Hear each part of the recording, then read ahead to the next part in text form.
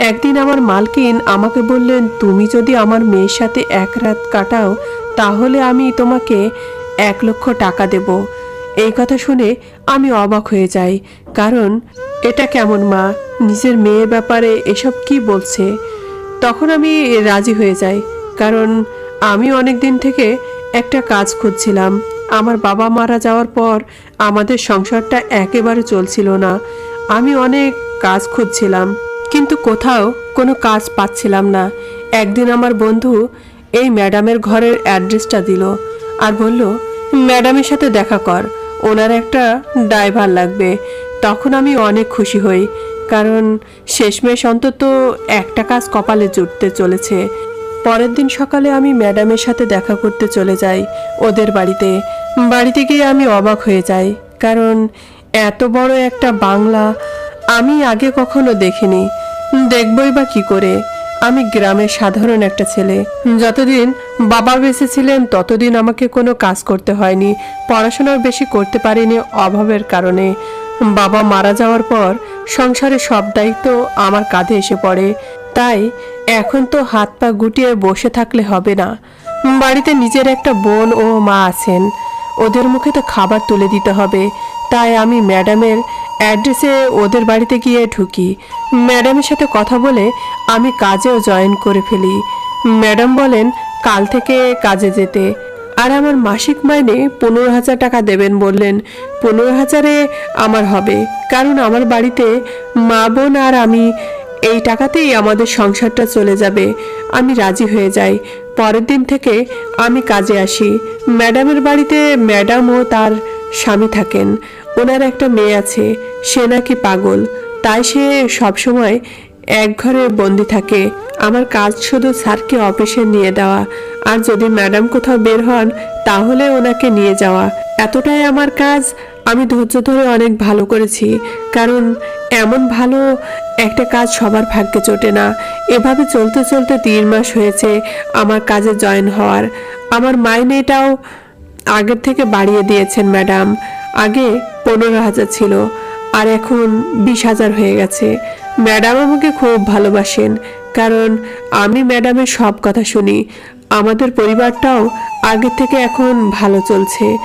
আগে যেহেতু 15,000 টাকা মাইনে পেতাম, আর এখন আরও 5,000 টাকা বেশি পাই।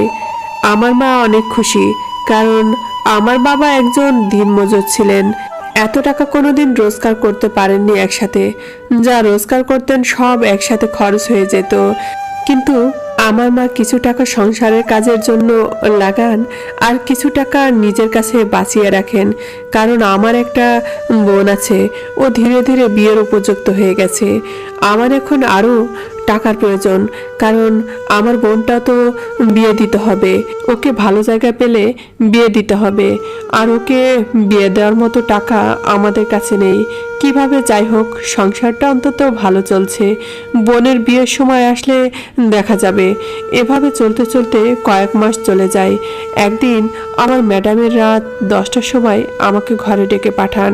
ম্যাডামের কথায় আমিও ঘরে যাই, কারণ ওনার কাজের জন্যই তো আমাকে কাজে রাখা হয়েছে। ঘরে যাওয়ার পর ম্যাডাম আমাকে এমন একটা কথা বললেন যা শুনে আমার মাথা ঘুরে যায়।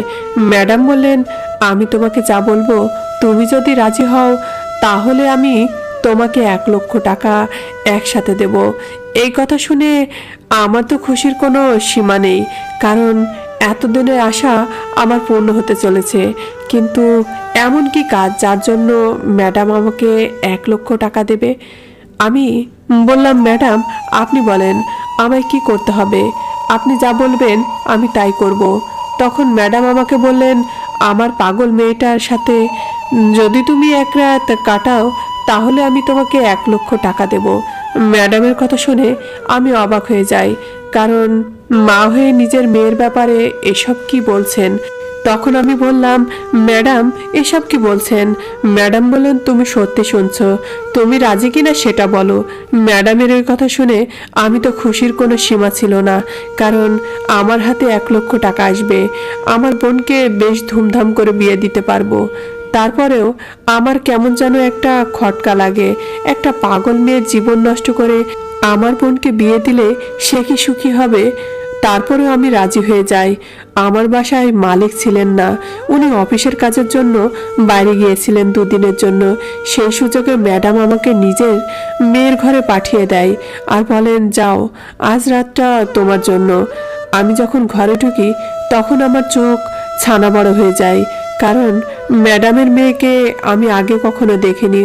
ও এত সুন্দর, মনে হয় কোনো রাজকন্যা। ও বিছানায় শুয়েছিল। ওর কাছে যাব কি যাব না এসব আমি ভাবছিলাম। এমন একটা সুন্দর মেয়ে ঘরে একা পেলে সব ছেলেদের ইচ্ছে করবে তার কাছে যেতে, কিন্তু তখন আমার বোনের কথাও আমার বারবার মনে পড়ছে।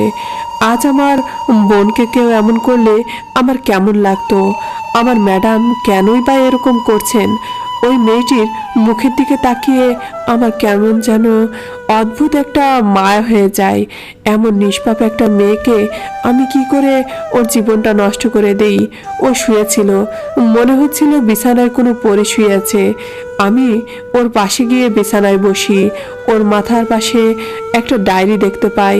ডায়েরিটা অনেক সুন্দর ছিল, মনে হচ্ছে এই পাগল মেয়েটার ডায়েরি। তখন আমি ডায়েরিটা হাতে নিয়ে পড়তে লাগি। এই ডায়েরিতে মেয়েটার জীবনের পুরো কাহিনীটা লেখা ছিল, যে ডায়েরি পড়ে আমি অবাক হয়ে যাই। তখন আমি ডিসিশন নিয়ে ফেলি যে আমার 1,00,000 টাকার দরকার নেই, আমি এখান থেকে চলে যাব। তখন মেয়েটির ঘুম ভেঙে যায় আর বলে, আপনি কি আমার ঘরে? এই মেয়েটির কথাতে ও তোমার ডায়েরিতে যেসব লেখা আছে মনে হয় না যে ও পাগল। মেয়েটি আমাকে বারবার জিজ্ঞেস করতে থাকে, তুমি আমার ঘরে কি করছো? মেয়েটির এই নিষ্পাপ মুখটা দেখে আমার মুখ থেকে না চাইতে সব সত্যি কথা বেরিয়ে আসে।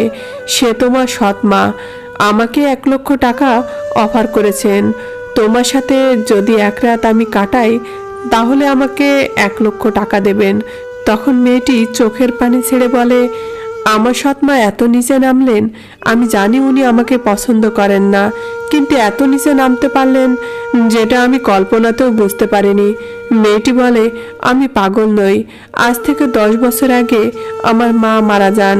আমার মায়ের অনেক বড় একটা রোগ হয়েছিল। আমার বাবা যত প্রপার্টি ছিল আমার মাকে বাঁচানোর জন্য সব কিছু বিক্রি করে মাকে ডাক্তার দেখান, কিন্তু শেষমেশ আমার মাকে বাঁচানো যায়নি।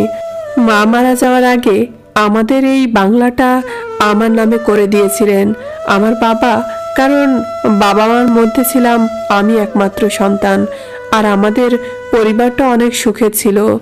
বাবা বললেন, জানি না কখন কি হয়ে যাবে, তাই এই বাংলাটা আমার নামে করে দিয়েছিলেন। মা মারা যাওয়ার পর বাবা একেবারে ভেঙে পড়েন। তখন যতটুকু পেরেছি আমি আমার বাবাকে সামলে রেখেছি। বাবা দেখাশোনা করার সাথে সাথে আমাকে নিজের পড়াশোনাও করতে হতো, তাই বাবার দিকে বেশি খেয়াল রাখতে পারছিলাম না। বাবা একা একা ডিপ্রেশনে চলে যাচ্ছিলেন। তাই আমাদের আত্মীয় স্বজন সবাই বলে যে বাবার আর একটা বিয়ে করা দরকার। বাবার বিয়েতে আমার কোনো আপত্তি ছিল না, কারণ বাবা ডিপ্রেশন থেকে ফিরে আসবেন আর আমারও মায়ের অভাব পূরণ হয়ে যাবে। বাবা নিজের বন্ধুর বোনকে বিয়ে করেন, সে ছিল ডিভোর্সিতা। আমার সৎ মায়ের আগে একবার বিয়ে হয়েছিল, কিন্তু তার সেই স্বামী তাকে ডিভোর্স দিয়ে বাড়ি থেকে বের করে দেয়। তাই আমার বাবা ভাবছিলেন যে মেয়েটি অন্য ঘর থেকে চলে এসেছে, এখানে আমাদের ভালোভাবে দেখাশোনা করবে। কিন্তু যবে থেকে আমার সৎ মায়ের বাড়িতে এসেছে তবে থেকে আমার উপর মিথ্যে অভিযোগ দিয়ে চলেছে। আমার বয়স এখন 18 বছর। যখন আমার বয়স 16 ছিল তখন থেকে আমার সৎ মা আমার বাবাকে ভুল বুঝিয়ে বুঝিয়ে আমাকে এই ঘরে বন্ধ করে রেখেছে। আমার সৎ মা আমার ব্যাপারে এমনভাবে বাবাকে বলে যে বাবাও আমার সৎ মায়ের সব কথা বিশ্বাস করে ফেলে। আমি যা বলি বাবাও মনে করেন যে আমি পাগলামি করছি, কিন্তু আসলে আমি পাগল নই। আমার সৎ মা জানেন যে এই বাংলাটা আমার বাবা আমার নামে করে দিয়েছেন, তাই আমার সাথে এমনটা করছেন যাতে বাবা আমাকে পাগল ভেবে বাংলাটা আবার আমার সৎ মায়ের নামে করে দেন। কিন্তু আমার বাবা এমনটা কোনোদিন ভাবেনি।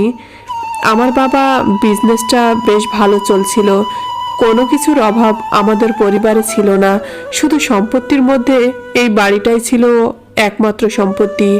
আমার সৎ মা এই বাড়িটা নিজের নামে করে নিলে আমাকে বাড়ি থেকে বের করে দেবেন পাগল বলে, কিন্তু আমার বাবা এই বাংলাটা আমার সৎ মায়ের নামে করে দিচ্ছেন না। সেজন্য আমার সৎ মায়ের এত নিচে নেমে গেলেন যে আমাকে একজন ধর্ষিতা বানিয়ে এই বাড়ি থেকে বের করাবেন বাবাকে দিয়ে।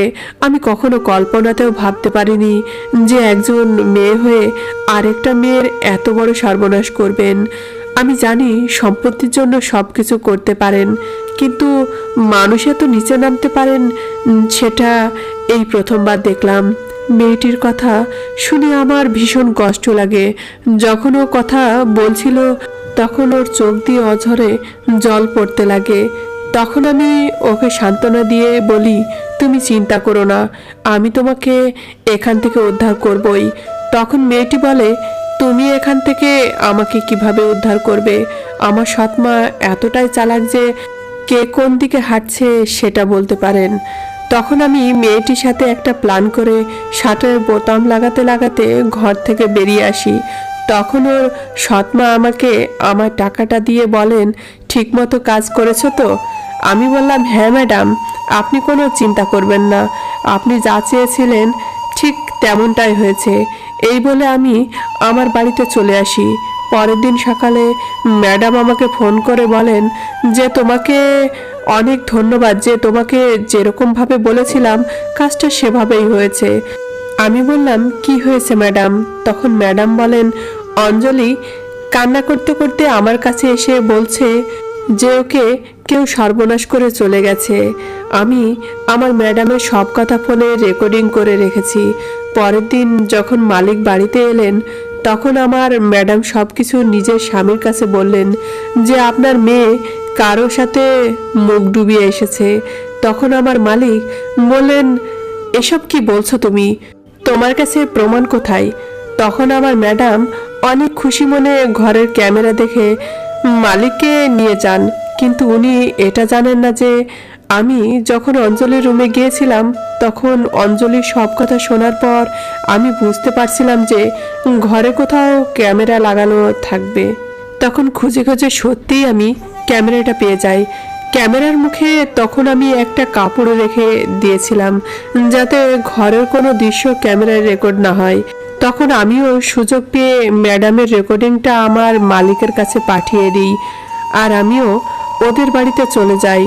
যার পর আমি সব কথা মালিককে খুলে বলি। এটাও বলি যে ম্যাডাম আমাকে 1 লক্ষ টাকা অফার করেছিলেন যাতে আমি অঞ্জলির জীবনটা নষ্ট করে দিই, কিন্তু আমি সেরকম কিছুই করিনি। আমার আর অঞ্জলির মুখে সমস্ত বয়ান শুনে ও ফোনের রেকর্ডিংটা শুনে স্যার ম্যাডামকে সঙ্গে সঙ্গে ডিভোর্স দিয়ে ঘর থেকে ঘাড় ধাক্কা দিয়ে বের করে দেন। তারপর আমি ও অঞ্জলিকে বিয়ে করে ফেলি। আমি অঞ্জলিকে ওর টাকা দেখে বিয়ে করিনি। ও যে কথাগুলো আমায় বলেছিল ওর কথাগুলো যেন আমার হৃদয়কে কুড়ে কুড়ে খাচ্ছিল, তাই আমি বাধ্য হয়ে অঞ্জলিকে বিয়ে করি। আমার মা ও বোনের কোনো আপত্তি ছিল না। অঞ্জলি দেখতেও সুন্দর আর অনেক বড়লোক বাপের মেয়েও। আমাদের বিবাহিত জীবন অনেক সুখের চলছে। একটা কথা মনে হলে খারাপ লাগে যে 3 বছর ওকে একটা ঘরে পাগল বলে বন্দি করে রেখেছে ও সৎমা। এমন একটা ফুলের মতো মেয়েকে এত কষ্ট দিয়েছে এই মহিলা, তাই ওনার পাপের ফল ওনাকে ভোগ করতে হবে। গল্পটা এখানেই শেষ করলাম। ভালো লাগলে চ্যানেলটা সাবস্ক্রাইব করে পাশে থেকো। ধন্যবাদ বন্ধুরা।